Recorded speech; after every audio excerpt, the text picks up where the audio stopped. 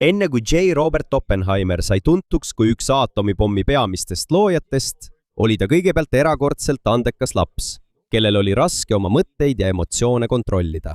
Ta sündis New Yorgis 22. aprillil 1904. Tema täisnimi oli Julius Robert Oppenheimer, kuid ta sai tuntuks kui Robert Oppenheimer. Tema perekond oli jõukas. Tema isa, Julius Oppenheimer, oli saksa juudi immigrant, kes saabus Ameerika Ühendriikidesse 1888 aastal. Ta alustas peaaegu ilma rahata, kuid hiljem sai temast edukas ettevõtja tekstiilitööstuses. Tema ema, Ella Friedman, oli New Yorgis sündinud maalikunstnik.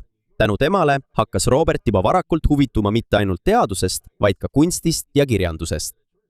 Tal oli ka noorem vend Frank Oppenheimer, kellest sai samuti hiljem füüsik. Robert kasvas üles suures korteris Manhattanil, Central Parki lähedal. Nende perel oli väärtuslike maalide kollektsioon, mistõttu elas ta mugavalt ja heal järjel.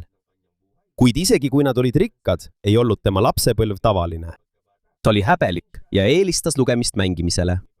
Juba lapsena hakkas talle huvi pakkuma kivid ja mineraalid. Kui ta sai 11-aastaseks, lubati tal liituda New Yorgi mineraaliklubiga, sest tema teadmised olid juba väga laialdased. Ta õppis koolis kiiresti. Ta lõpetas mitu klassi varem kui tavalised õpilased. Esmalt hakkas talle meeldima keemia, kuid hiljem hakkas teda rohkem huvitama füüsika. Ta uuris, kuidas toimivad aine, energia, ruum ja looduse jõud. 1922 aastal astus Oppenheimer Harvardi ülikooli. Talle meeldis lugeda ka ajaloost, kirjandusest, filosoofiast ja Vana-Kreeka ning Rooma teostest. Ta oli tuntud selle poolest, et veetis palju aega raamatukogus ning võttis ka rohkem tunde. Tänu oma kiirele õppimisvõimele lõpetas ta Harvardi õpingud vaid 3 aastaga, aastal 1925. Pärast seda läks ta Inglismaale Cambridge'i ülikooli, et jätkata füüsikaõpinguid. Seal koges ta suurt probleemi. Oppenheimer oli väga osav teoreetilises füüsikas, kus kasutatakse matemaatikat universumi seaduste seletamiseks. Aga tal oli laboris raske. Seal tuli kasutada päris seadmeid ja teha katseid. Selle tõttu tundis ta suurt pinget ja pettumust iseendas.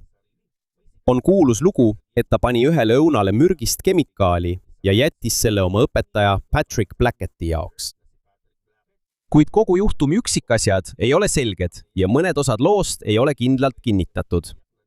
Selge on see, et tal oli tol ajal tõsine emotsionaalne kriis ja ta pidi abi otsima. Ta nägi ka, et eksperimentaalfüüsika ei sobi talle. Seetõttu kolis ta 1926 aastal Saksamaale, Göttingeni ülikooli, mis oli tol ajal üks tähtsamaid teoreetilise füüsika keskusi. Seal õppis ta Max Borni käe all, kes oli tuntud saksa füüsik ja aitas kaasa kvantmehaanika arengule. Kvantmehaanika on füüsikaharu, mis seletab, kuidas käituvad väga väikesed osakesed, nagu aatomid ja elektronid. Göttingenis oli Oppenheimer koos paljude noorte teadlastega, kes hiljem samuti kuulsaks said, sealhulgas Werner Heisenberg ja Edward Teller. Sellest hoolimata arenes Oppenheimer väga kiiresti. 1927 aastal, olles vaid 23-aastane, ta lõpetas oma doktorikraadi ehk PhD füüsikas. Samal aastal tegid ta koos Max Borniga ühe tähtsaima uurimistöö, mida tänapäeval nimetatakse Born-Oppenheimeri lähenduseks. Selle põhiidee on lihtne. Molekulis liigub tuum palju aeglasemalt ja on raskem kui selle ümber tiirlavad elektronid. Seetõttu tuuma ja elektronide liikumist saab uurida eraldi, et oleks lihtsam arvutada molekuli käitumist. See osutus väga oluliseks keemias ja füüsikas, sest see lihtsustas molekulide struktuuri ja käitumise uurimist. Seda põhimõtet kasutatakse tänapäevani paljudes teaduslikes arvutustes. Kuid Oppenheimeri mõtteis ei olnud ainult teadus. Talle meeldisid ka filosoofia ja Aasia religioonid. Ta õppis sanskriti keelt, et lugeda iidseid hindu tekste, sealhulgas Bhagavad Gitat, nende algkeeles. Siiski, tema jaoks ei olnud füüsika ainult numbrid ja valemid. Pigem oli see ka viis, kuidas ta mõistis universumite inimese tegeliku kohta selles. Siiski oli tema iseloom keeruline. Mõnikord oli ta vaikne, häbelik ja täis enesekahtlust. Teinekord aga ta muutus ülbe ja ärritus kergesti inimeste peale, kes ei suutnud tema mõtlemisega sammu pidada. Ta oli väga tark, kuid ei kohelnud teisi alati hästi. ta suitsetas ka palju. See oli pahe, mis jäi temaga peaaegu kogu elu ja mõjutas hiljem tema tervist. Noores eas oli juba selge, et Oppenheimer ei olnud tavaline teadlane. Ta suutis ühendada füüsika, keemia, kirjanduse ja filosoofia, kuid koos tema tarkusega kaasnes tugev emotsionaalne surve ja enesekindluse puudumine. Lisaks sellele olid tal emotsioonid, mida ta ei suutnud kontrollida. See viis ta tema elu kõige olulisema ja ohtlikuma projekti juurde. Sellest hoolimata, pärast õpinguid Euroopas naasis Robert Oppenheimer Ameerika Ühendriikidesse. Ta töötas esmalt Harvardi ja Caltechi ülikoolides. 1929 aastal hakkas ta õpetama California ülikoolis Berkeley's. Samal ajal õpetas ta igal aastal mõne kuuga Caltechis. Sel ajal polnud teoreetiline füüsika Ameerika Ühendriikides veel eriti arenenud. Paljud Ameerika teadlased käisid endiselt Euroopas, et õppida uusi teooriaid aatomite ja kvantmehaanika kohta. Oppenheimeril oli selles muutuses suur roll. Berkeley's lõi ta andekatest üliõpilastest ja noortest füüsikutest koosneva rühma. Sageli koguneti, et arutada kõige keerulisemaid küsimusi aatomite kohta, kiirguse ja tähtede kohta. Oppenheimer rääkis ja mõtles kiiresti. Mõnikord oli tema tudengitel raske temaga sammu pidada, kuid paljud neist imetlesid tema õpetamisviisi. Ta ei andnud lihtsalt vastuseid. Ta pani oma tudengid tundma, et nad on osa uue teadmise otsimisest. Selle tõttu sai Berkeley'st üks tähtsamaid teoreetilise füüsika keskusi Ameerika Ühendriikides. Oppenheimer tegi ka olulisi teadusuuringuid. Ta töötas positroni kallal, mis on elektroniga sarnane osake, kuid sellel on positiivne laeng. Ta tegi koostööd füüsik Melba Phillipsiga. Melba Phillips oli tol ajal üks väheseid naisfüüsikuid Ameerika Ühendriikides. 1935 aastal näitasid nad, kuidas deuteron, mis on prootonist ja neutronist koosnev osake, võib põhjustada tuumareaktsiooni. Seda nimetati Oppenheimer-Phillipsi protsessiks. See uurimus aitas teadlastel paremini mõista, kuidas aatomi tuum muutub, kui seda tabab mõni muu osake. Kui tema nimi teaduses üha enam tuntust kogus, Oppenheimeri isiklik elu oli aga segane. Tal diagnoositi tol ajal tuberkuloos, see on haigus, mis mõjutab peamiselt kopse. Selle tõttu käis ta sageli New Mexico kuivas piirkonnas puhkamas. Talle hakkas see koht meeldima ja ta ostis sinna rancho. Hiljem sai New Mexicost oluline osa tema elu suurimas projektis. 1930ndate keskpaigas tekkis tal suhe Jean Tatlockiga. Jean õppis psühhiaatriat ja sai hiljem arstiks. Ta oli tark, kuid koges ka tugevat depressiooni. Ta oli samuti lähedane Ameerika Ühendriikide kommunistliku parteiga. See on poliitiline rühm, mis usub kommunistlikku süsteemi. See on oluline, sest järgmistel aastatel kasutatakse Oppenheimeri vastu tema sidemeid nendega ja teiste inimestega, kellel on seos kommunistliku parteiga. Nende suhe oli kirglik, kuid segane. Nad läksid mitu korda lahku ja said jälle kokku. Hiljem kohtus Oppenheimer Catherine Penning Harrisoniga, keda tuntakse rohkem nimega Kitty. Kitty oli õppinud bioloogiat ja botaanikat. 1940 aasta novembris abiellus ta Oppenheimeriga. Neil sündis 2 last, Peter ja Catherine, keda kutsuti ka Tonyks. Siiski on teateid, et Oppenheimer ja Jean Tatlock kohtusid aeg-ajalt ka pärast tema abiellumist. Jean suri 1944 aasta jaanuaris, 29-aastaselt. Tema surma peetakse enesetapuks. Samal ajal, kui tema isiklik elu oli segane, muutus ka maailm tema ümber. 1933 aastal Saksamaa juhiks sai Adolf Hitler. Hitler oli natsipartei juht, vägivaldne ja rassistlik poliitiline rühmitus.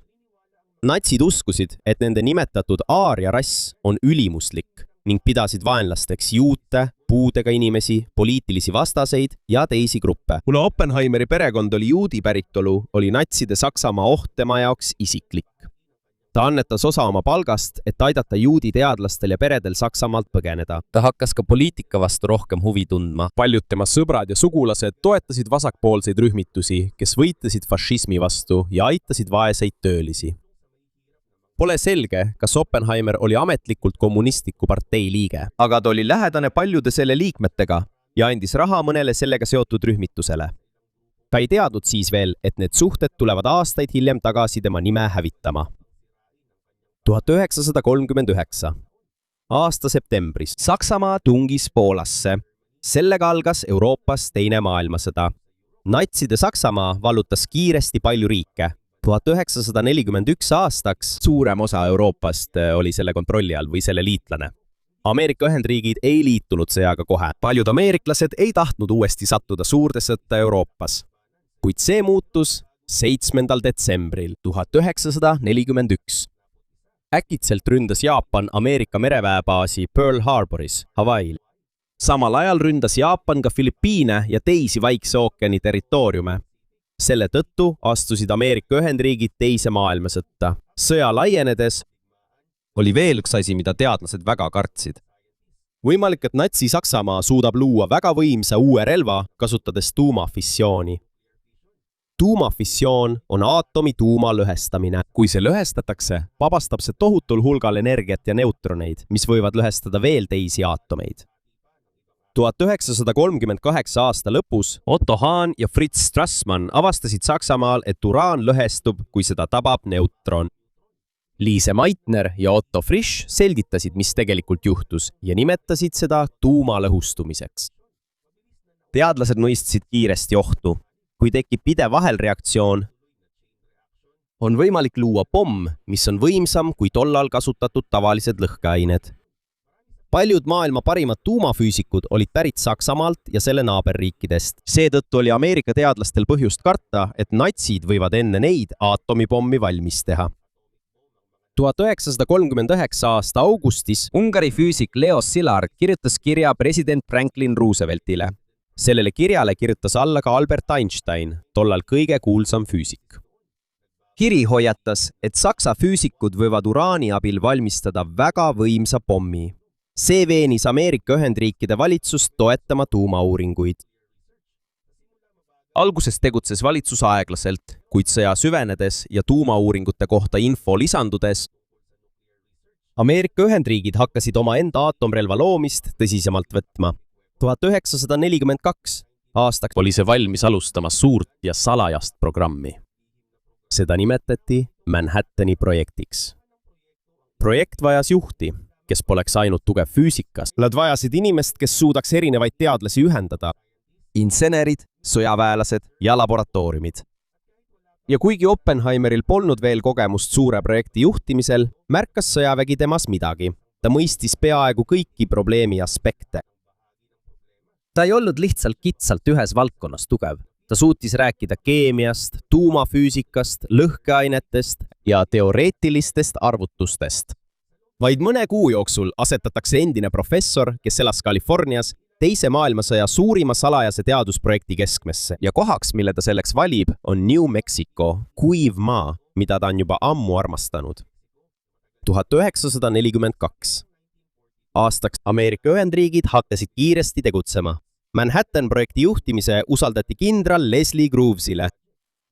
Ta oli sõjaväeinsener, kes aitas ka Ameerika Ühendriikide sõjaväe peakorteri ehitamisel.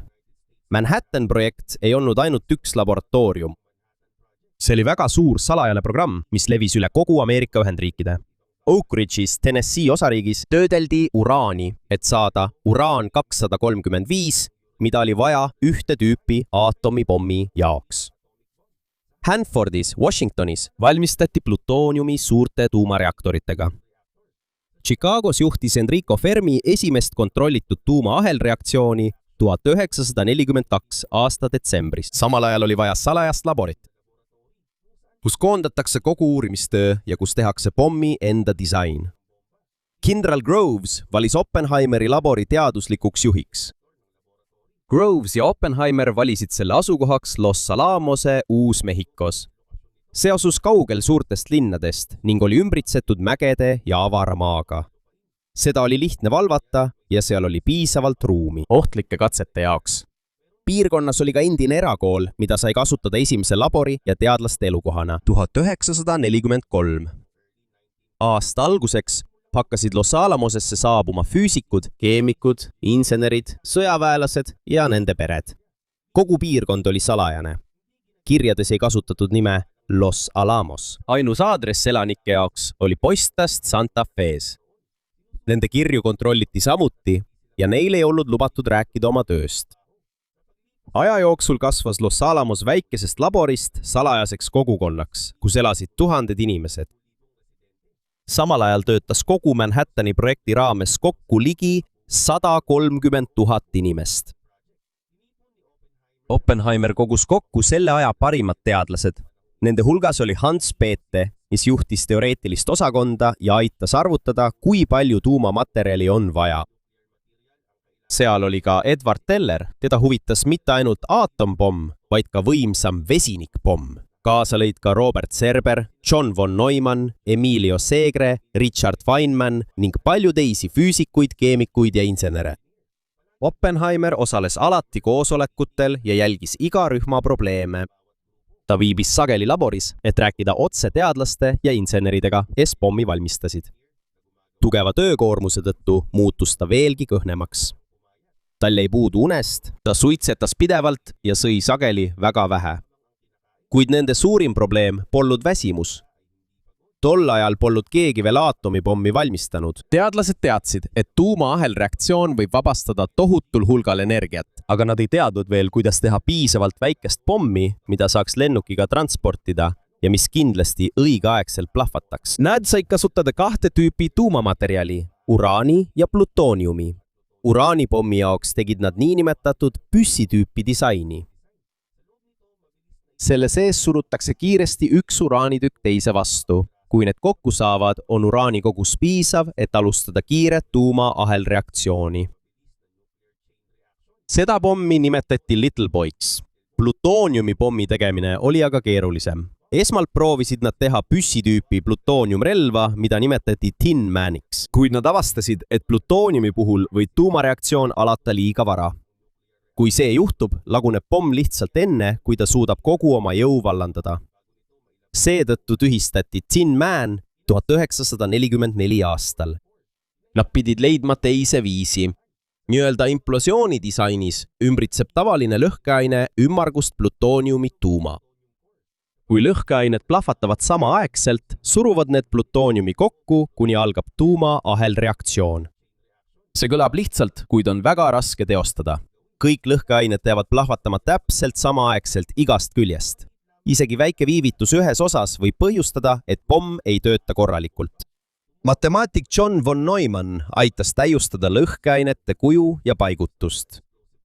Teadlased pidid samuti uurima, kuidas kujundada plutooniumi, kuidas valmistada detonaatoreid ja kuidas tagada, et südamikku surutakse ühtlaselt.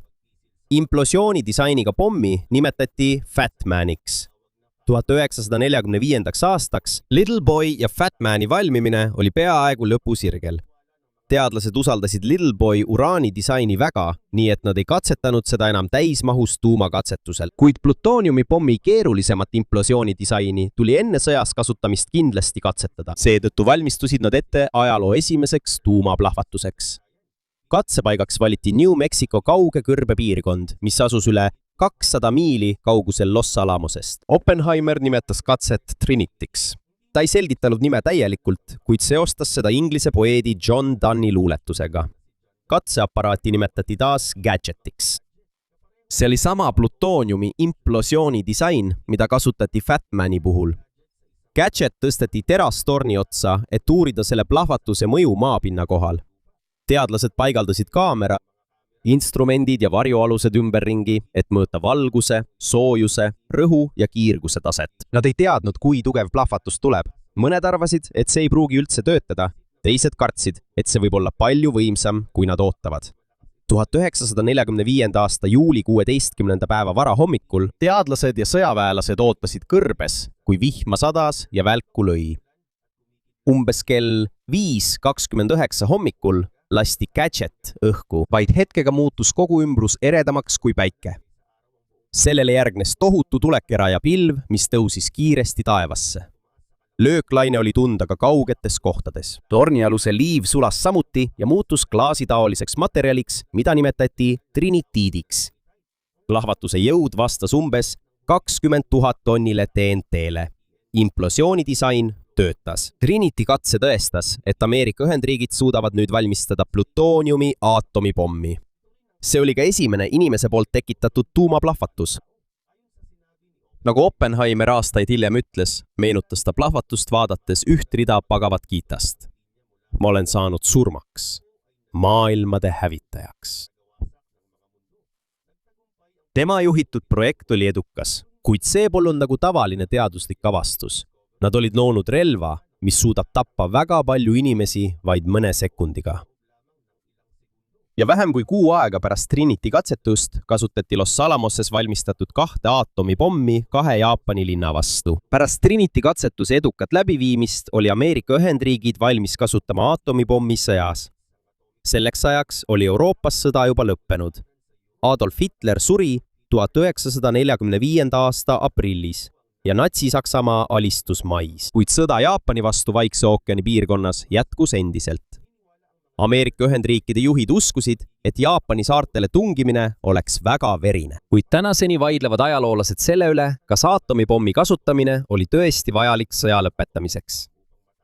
1945. aasta 6. augustil Ameerika pommitaja heitis Hiroshimale pommi nimega Little Boy. Little Boy oli uraanipomm, mis valmistati Los Alamose laboris. Vaid mõne sekundi jooksul suur osa linnast hävis. Tuhanded inimesed hukkusid kohe plahvatuse, kuumuse ja hoonete kokkuvarisemise tõttu. Paljud surid järgmistel päevadel ja kuudel raskete põletuste, vigastuste ja kiirguse tõttu. Vaid 3 päeva hiljem heitisid nad Nagasakile plutooniumipommi nimega Fat Man. Jällegi hukkus ja sai vigastada väga palju tsiviilisikuid. 15. augustil peatas Jaapan, et nad nõustuvad alistumisega. Teine maailmasõda lõppes ametlikult 2. septembril 1945. Siiani on Hiroshima ja Nagasaki ainsad linnad, mida on sõjas rünnatud tuumarelvaga. Los Alamoses tähistasid paljud teadlased esialgu oma pommi edu, kuid peagi tekkisid hirm ja kahetsus. Nad nägid, et nende teaduslik projekt ei loonud ainult uut tehnoloogiat. See avas ka ajastu, kus inimene suudab hävitada terve linna vaid mõne sekundiga. Oppenheimer ise hakkas hoiatama tuumarelvade ohtude eest. Hiljem ütles ta, et nende kätel on veri. See ei tähendanud, et ainult tema otsustas pommi kasutada. Otsuse tegid Ameerika Ühendriikide valitsus ja sõjaväejuhid, aga ta teadis, et tal oli selle relva loomisel suur roll. Pärast sõda sai Oppenheimerist üks Ameerika kuulsamaid teadlasi. Meedia nimetas teda aatomipommi isaks. 1947 aastal lahkus ta Berkeleyst ja sai Princetoni täiustatud uuringute instituudi direktoriks New Jersey's. See oli oluline uurimiskeskus, kus töötasid ka tuntud teadlased nagu Albert Einstein. Oppenheimer ise teadustööd enam eriti ei teinud. Selle asemel aitas ta juhendada noori füüsikuid ja juhtis arutelusid teaduse ja valitsuse teemadel. Samal ajal jäi ta Ameerika Ühendriikide valitsuse nõunikuks. Ta sai Aatomienergiakomisjoni üldnõuandva komitee esimeheks. Aatomienergiakomisjon oli Ameerika Ühendriikide agentuur, mis vastutas tuumauuringute eest, tuumaenergia ja tuumarelvade eest pärast sõda. Oppenheimer püüdis valitsust veenda, et nad kontrolliksid aatomipommide levikut, kuid 1949. aastal katsetas Nõukogude Liit edukalt omaenda tuumarelvi. Siit algas veelgi ägedam tuumarelva võidujooks Ameerika Ühendriikide ja Nõukogude Liidu vahel. President Harry Trumani valitsus otsustas luua veelgi võimsama relva, vesinikpommi. Erinevalt aatomipommist, mis kasutas tuumalõhustumist, kasutab vesinikpomm tuumasünteesi. See on protsess, mis on ka päikese tohutu energiaallikaks. Oppenheimer ja mõned teadlased olid selle viivitamatu loomise vastu. Nende arvates oli vesinikpomm liiga võimas ja seda on raske kasutada ilma, et tapetaks väga palju tsiviilisikuid. Kuid valitsus jätkas siiski projektiga. 1952. aasta novembris katsetasid Ameerika Ühendriigid esimest täismahus vesinikpommi, mida nimetati Ivy Mike'iks. See oli äärmiselt võimas, 100 kordi võimsam kui aatomipomm, mis heideti Nagasakile. Selle tõttu astus maailm uude ajastusse. Nii Ameerika Ühendriikidel kui ka Nõukogude Liidul oli nüüd relv, mis suudaks hävitada palju linnu. Seda nimetati tuumaheidutuseks. Selle idee oli lihtne. Üks riik võib karta rünnata, sest ta teab, et vastane suudab talle tuumarelvaga vastu lüüa. Aga see oli ka väga ohtlik. Kui mõni juht või sõjaväeohvitser eksib, võib alata tuumasõda, milles pole tõelist võitjat. Kui Oppenheimer oli vastu võimsamate pommide loomisele, muutus ka poliitika Ameerika Ühendriikides. 1950. alguses kasvas hirm kommunismi ees. Valitsus alustas uurimist inimeste suhtes, keda kahtlustati seotuses kommunistliku partei või Nõukogude Liiduga. Ja tänu tema endistele sõpradele, poliitilistele annetustele ja suhetele Gene Tatlockiga avati Oppenheimeri minevik taas. Teadlast, keda kunagi peeti Ameerika kangelaseks, hakati peagi pidama võimalikuks ohuks omaenda riigile. 1950ndate alguseks kasvas Ameerika Ühendriikides hirm kommunismi ees. Seda nimetati teiseks punaseks hirmuks. Paljusid inimesi uuriti ainult nende endiste sõprade, poliitiliste gruppide või uskumuste tõttu. Üks selle liikumise eestvedajaid oli senaator Joseph McCarthy, kes süüdistas paljusid valitsuse töötajaid ja avaliku elu tegelasi seotuses Nõukogude Liiduga. Kuna Oppenheimeri endistel kaaslastel oli seos kommunistliku parteiga, valitsus vaatas tema mineviku uuesti üle. Ei suudetud tõestada, et ta oleks olnud kommunistliku partei liige või Nõukogude Liidu spioon. Kuid FBI jälgis teda juba ammu, isegi siis, kui ta juhtis Los Alamose laboratooriumi. 1953. aasta detsembris ajutiselt tühistati tema julgeolekuluba. Julgeolekuluba annab loa näha valitsuse salajasi dokumente. Oppenheimer keeldus vaikselt tagasi astumast. Ta palus ametlikku ärakuulamist, et kaitsta oma nime. Kuulamine toimus 1954. aastal. Talt küsiti tema endiste sõprade ja poliitiliste annetuste kohta, suhete kohta Gene Tatlockiga ja tema vastuseisu kohta vesinikupommi kiirele loomisele. Üks tema vastu tunnistanud inimestest oli tema endine kolleeg Edward Teller. Teller ütles, et ta ei pea Oppenheimerit reeturiks, aga tema sõnul oleks riigi jaoks turvalisem, kui olulised otsused langetaks keegi teine. Tema tunnistusel oli suur mõju. Lõpuks võeti Oppenheimerilt täielikult julgeolekuluba. Teda ei vangistatud ega tõestatud, et ta oleks olnud spioon, kuid ta kaotas õiguse osaleda Ameerika Ühendriikide tuumapoliitika kujundamises. Paljude teadlaste jaoks see, mis juhtus, polnud õiglane. Nende arvates karistati Oppenheimerit mitte spionaaži, vaid tema varasemate sidemete ja vastuseisu tõttu mõnele tuumarelvaprogrammile. Ta jätkas Institute for Advanced Study juhtimist Princetonis, kuid oli selge, et tema enesekindlus ja maine valitsuse silmis olid rikutud. Ta käis üha sagedamini St. Johnsil, Ameerika Ühendriikide Neitsi saartel, kus tema perekond ostis väikese maatüki mere ääres. Väljaspool Ameerika Ühendriike austati teda jätkuvalt. Prantsusmaa andis talle 1957. aastal Auleegioni ordeni. 1962. aastal nimetati ta Suurbritannia kuningliku seltsi välisliikmeks. Aja jooksul hakkasid üha rohkem ameeriklasi nägema, et hirm ja tagakiusamine teise punase hirmu ajal olid liialdatud. 1963. aastal anti Oppenheimerile Enrico Fermi auhind. See on üks kõrgeimaid Ameerika Ühendriikide tunnustusi tuumateaduse valdkonnas. President John F. Kennedy alustas selle tunnustuse andmist, kuid pärast tema tapmist andis auhinna isiklikult üle president Lyndon Johnson. See ei taastanud Oppenheimeri julgeolekuluba, kuid see oli selge tunnustus tema olulisele panusele teadusesse ja Ameerika Ühendriikidesse. Ta ei elanud pärast seda enam kaua. Oma pikaajalise ja tugeva suitsetamise tõttu diagnoositi tal 1965. aastal kurguvähk. Ta sai ravi, kuid ei paranenud enam. Robert Oppenheimer suri oma kodus Princetonis 18. veebruaril 1967. Ta oli 62-aastane, üle 600 teadlase. Sõjaväelane, sõbrad ja endised kolleegid osalesid tema mälestusteenistusel. Hiljem puistas tema abikaasa tema tuha merre St. Johni lähedal. Oppenheimer ei võitnud kunagi Nobeli preemiat. See ei olnud sellepärast, et ta poleks olnud tähtis teadlane. Ta andis suure panuse kvantfüüsikasse, tuumateadusesse ja tähtede uurimisse. Kuid Nobeli preemia antakse tavaliselt selge ja konkreetse avastuse eest. Oppenheimeri suurim oskus polnud ainult omaenda teooriate loomine. Tema tõeline tugevus oli paljude teaduse valdkondade mõistmine ja andekate inimeste kokkutoomine, et lahendada väga suur probleem.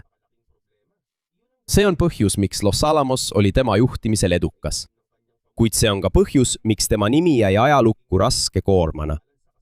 Ta aitas luua relva, mis lühendas teist maailmasõda, kuid tappis ka väga palju tsiviilisikuid ja algatas tuumarelvade ajastu. Pärast sõda püüdis ta takistada veelgi ohtlikumate pommide loomist. Selle tõttu peeti meest, keda varem peeti kangelaseks, hiljem omaenda valitsuse poolt ohuks.